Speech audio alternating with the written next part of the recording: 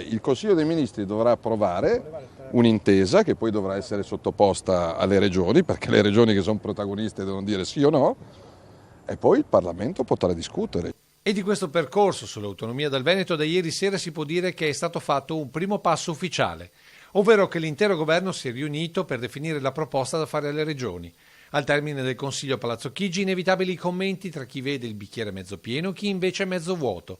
Tra i primi c'è il governatore del Veneto Luca Zaia, che in viaggio verso Baku per la proclamazione delle colline del Prosecco, nuovo sito del patrimonio UNESCO, sottolinea il fatto più evidente ma anche meno scontato di questa fase. Voglio ricordare che fino a qualche anno fa si diceva che l'autonomia era un'utopia. Adesso abbiamo un Presidente del Consiglio dei Ministri che avoca a sé la pratica e porta tutti i ministri a discutere. E già da ieri la discussione si è concentrata su due nodi fondamentali, ovvero competenze e soprattutto risorse finanziarie.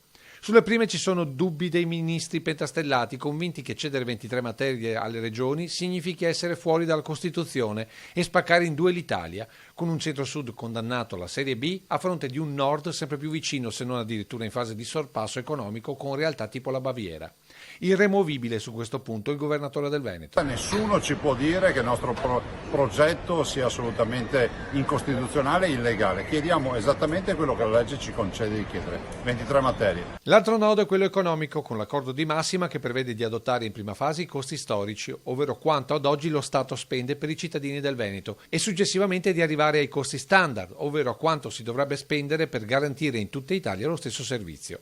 E qui, dopo 3 ore, il Consiglio si è sciolto per darsi appuntamento a lunedì dalle 13. Ma che la riunione di ieri abbia mosso qualcosa lo dimostrano le reazioni dei governatori di Emilia-Romagna e Lombardia, sempre più impazienti di chiudere l'accordo con Roma, mentre il ministro del Sud Barbara Liezzi ribadisce la sua contrarietà per un provvedimento che favorirà 3 regioni a discapito delle altre, fino ad arrivare a diverse testate del Meridione che denunciano la volontà di secessione del Veneto mascherata da autonomia.